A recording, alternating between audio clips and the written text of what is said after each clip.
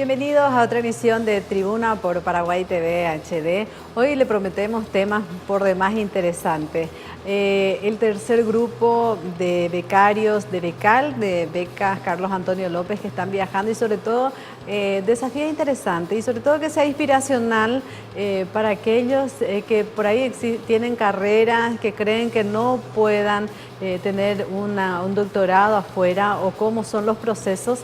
Entonces, para compartir y para que ustedes vean la experiencia de los que ya accedieron a estas becas Carlos Antonio López. Y por el otro lado también la robótica, aunque usted no lo crea, tenemos robótica, inclusive trabajos hechos por niños. Vamos a mostrar el caso de una niña de 9 años y el trabajo que ha realizado.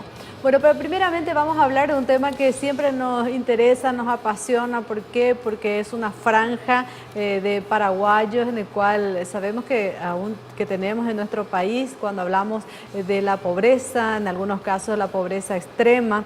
¿Qué es lo que se puede hacer? ¿Qué más es de experiencia? Siempre se habla de tener experiencias o recomendaciones de otros países para salir de esta situación y sobre todo algo es lo que se hace a nivel de políticas de gobierno, políticas de Estado y otra cosa también la importancia del conocimiento, de capacitar también a las personas o los que estén en esta franja. Nos acompaña para hablar sobre este tema ya Franz Gómez. Él es vicepresidente para América Latina y el Caribe de la Fundación Capital. ¿Qué tal? ¿Cómo le va? Muy bien, muchas gracias por la invitación. Y un tema sensible que después vamos a estar enfocando y sobre todo ver qué es lo que está haciendo Fundación Capital. Y también nos acompaña José Manuel Gómez, él es coordinador de proyectos de Fundación Capital Paraguay. ¿Cómo estás, Gloria? Muchas gracias por la invitación.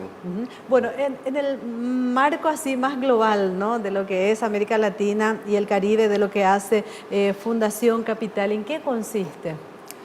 Bueno, la Fundación Capital trabaja en este momento en 12 países en América Latina y el Caribe y también estamos trabajando en 3 países en África.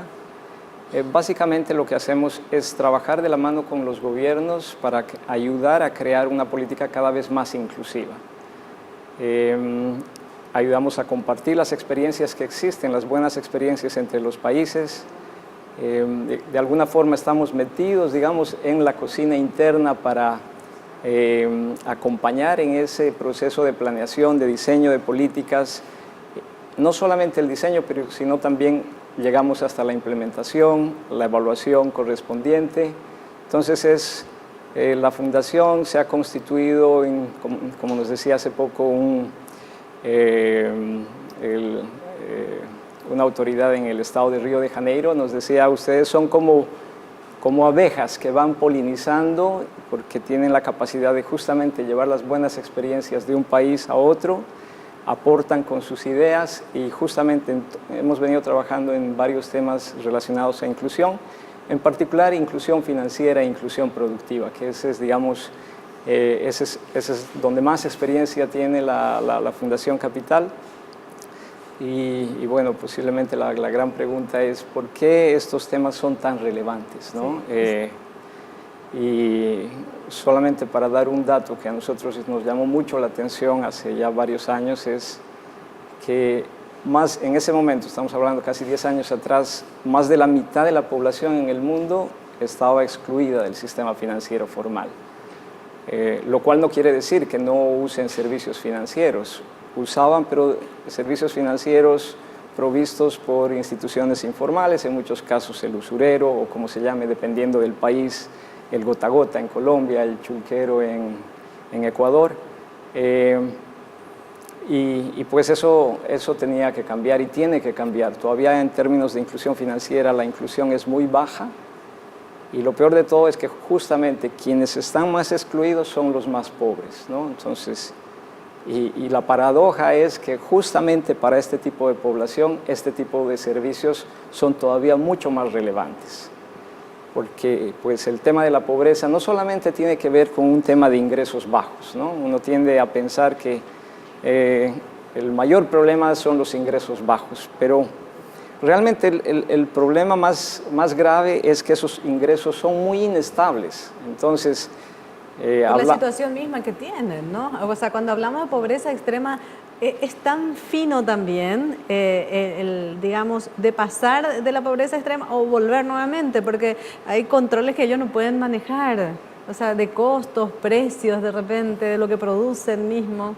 Sí, pues esa medida de pobreza extrema de $1.50 al día, no es que cada día la familia recibe $1.50, ¿no? Entonces es un ingreso muy volátil, muy inestable, y entonces hay días que no recibe nada y varios días y de pronto recibe algo. Entonces, por esa volatilidad del ingreso es tan importante que una persona pobre pueda acceder a un servicio de ahorro, a un servicio de crédito, una transferencia, medios de pago más efectivos, un microseguro. Entonces, ahí radica la valía. Hoy estamos hablando de que 2.000 millones de personas todavía están excluidas del sistema financiero. ¿Cómo ves, por ejemplo, los trabajos que se hacen inclusive aquí a través de la Secretaría Técnica, que tengo entendido que socializan mucho también? ¿Cómo ve el trabajo que se está realizando y las estadísticas que se tienen? Justamente el trabajo de la Fundación en los últimos 4 años en Paraguay ha sido acompañar las iniciativas de Tecoporá y Abrazo, programas de transferencias monetarias condicionadas que justamente llegan a las poblaciones más pobres para que el pago se haga a través de un sistema más efectivo, el sistema financiero como una puerta de entrada, ¿no? Y aprovechar que existe ya un pago que es recurrente y que la transferencia llegue por este mecanismo y a partir de ahí crear, digamos, mayores capacidades financieras para que la inserción en el sistema financiero, el proceso de inclusión sea más fácil. Hace poco se lanzó la Estrategia Nacional de Inclusión Financiera en Paraguay, donde nosotros hemos participado como Fundación Capital de manera muy activa, liderando la mesa exclusiva para población vulnerable. Entonces, vemos que Paraguay está muy receptivo, además muy interesado en promover un proceso de inclusión financiera mucho más acelerado. Todo el tema de la billetera electrónica, de hecho de los países que conozco en América Latina, de los 12 países donde trabajamos, yo diría que Paraguay es uno de los países que más está avanzando en esto. Y desde la Fundación vemos que si los pagos se digitalizan, si este sistema de billetera electrónica, banca móvil, progresa, eso va a jalonar el proceso de inclusión financiera. Entonces, vemos un contexto muy auspicioso y de hecho, como decía, un trabajo ya de varios años con la Secretaría Técnica, también con la SAS, con la Secretaría Nacional para la Niñez y Adolescencia. Entonces, sí, ahí vamos. Y bueno, sí, justamente alguna vez habíamos hablado con el ministro de la Secretaría de Acción Social y nos decían de que este tema de, por ejemplo, que cobren a través de manera electrónica o a través de los cajeros, eso de abrirle los bancos, que sabemos que no es sencillo, de abrirle esa posibilidad, ¿cómo cambia, no? Cambia muchísimo, pero como decía también Franz, por una parte es que los servicios del Estado favorezcan la inclusión financiera, ¿verdad? Pero también no es nomás simplemente abrirle una cuenta o darle una tarjeta, porque las familias, las personas vulnerables necesitan también un apoyo, un acompañamiento para que ellos puedan educarse y aprender a usar esto que es bastante complejo para personas adultas, inclusive de otros estratos económicos, ¿verdad? Entonces ahí el papel de la Fundación Capital en el trabajo de estos 4 años, como menciona, fue de tratar de introducir un componente de educación financiera, de inclusión financiera, que por ejemplo en el programa Tecoporán se llama el componente CACUA, que es todo un trabajo que llega a 60.000 familias del total de las 130.000 familias que en este momento están teniendo asistencia de la SAS, ¿verdad? Con el programa Tecoporán. Y también con el programa Abrazo, que si bien, o sea, la Secretaría de la Niñez tiene una dimensión, vamos a decirle, menor, pero también tiene un programa que se llama Abrazo que sería para las madres, ¿verdad? Para que ellas es más orientado al sector urbano, ¿verdad? Las madres en el cinturón digamos, de Asunción y alrededores donde hay chicos en la calle, niños en la calle, ¿verdad? Y la Fundación Capital, el papel que tiene es apoyar estos componentes, introducir, digamos, metodologías de capacitación a las personas adaptadas a ellos, más simples, con dibujos, digamos, hacemos todo lo que es esa parte de entender lo que la gente necesita, preparar algo técnicamente adecuado y volver a verificarlo para luego implementarlo. Ese es nuestro trabajo en este ámbito, vamos a decirle. Y, no, y sobre todo creo que eso es como cuando hablas, por ejemplo, de 60.000 que ya estén capacitados de 130.000, y eso habla mucho en el sentido de que les sirve para todo.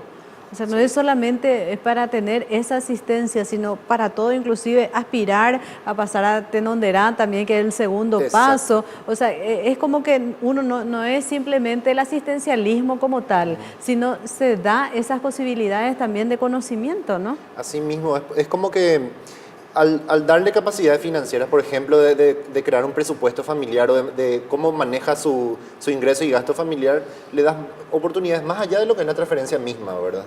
Y, por ejemplo, como mencionaste, Tenonderá es un programa, digamos, de apoyo productivo, que también la Fundación Capital apoyó en sus inicios, y estamos apoyando también, no sé si escuchaste, la plataforma Sembrando Oportunidades, tiene un programa específico que se llama Sembrando Oportunidades Familia por Familia, que tiene en este momento, trabaja con 1.000 familias apoyando desde octubre del 2015 en 3 distritos del país, ¿verdad? Este programa va a ser expandido ahora, es la estrategia del gobierno, digamos, es como que, y la Fundación Capital apoya en todo lo que es la implementación operativa y el diseño de este programa.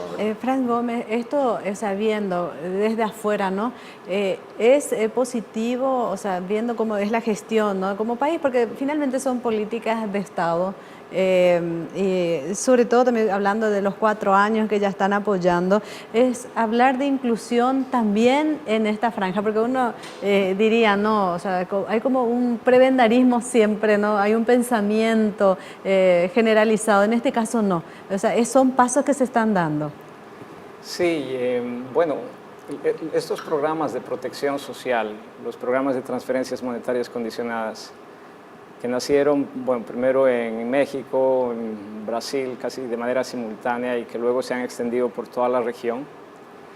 Yo realmente no creo que sean programas asistencialistas, ¿no? Se ha criticado mucho este tipo de programas, pero yo creo que hay un segmento de la población que necesita un impulso, que sin él sería imposible. Estamos hablando... Yo siempre me pongo en el lugar de una persona pobre, con menos de $1.50 al día. O sea, ¿qué es lo que uno puede hacer? Muy poco, ¿no? Hace poco salió un estudio de Harvard que decía que igual que las computadoras, igual que el Internet, la mente humana tiene un ancho de banda limitado, ¿no? Entonces, si nuestra principal preocupación es alimentarnos, es pensar en la escuela de los hijos, es pensar en su vestimenta, es pensar en su cuidado, ya gran parte del ancho de banda está cubierto. Entonces, estos programas de transferencias monetarias lo que hacen es justamente liberar ese ancho de banda y hacer que la gente pueda pensar más allá de esta noche que voy a comer, sino proyectarme en un horizonte un poco más largo. Entonces, yo creo que este segmento necesita de ese apoyo, y esperamos que a través de esta capacitación financiera, a través de otros programas que se van integrando, las familias superen esta condición. Pero bueno, eso es un proceso gradual. Bueno, pero muchísimas gracias por acompañarnos también y comentar de lo que es la Fundación Capital. Y bueno, es interesante, y sobre todo escuchar opiniones de gente que está también apoyando en otros países, saber que uno está haciendo este tipo de trabajos. Así es que, y sobre todo, lastimosamente el tiempo nos queda corto, pero es interesante de hablar, aunque sea en este breve tiempo, pero lo importante, la inclusión financiera pasa también por la capacitación, ¿no? Sí, la inclusión financiera debe ser responsable, y esto supone que la gente tenga las capacidades financieras para hacer un buen uso de los productos financieros. Gracias por acompañarnos, ¿no? Gracias a ti. Muchas gracias. Muchas gracias. Bueno, así estuvimos entendiendo un poco más lo que es la inclusión financiera, lo que se habla mucho de la lucha contra la pobreza extrema también. Y bueno, así es que es un camino largo, como nos dicen, ¿no? Es un proceso, pero que no hay que dejar de hacerlo también por la cantidad que estamos teniendo y que se está reduciendo, pero siempre lo ideal es tener pobreza extrema cero, ¿no? Ese es el sueño de todos. Bueno, vamos a una brevísima pausa y posteriormente vamos a estar hablando con los becarios de Becal.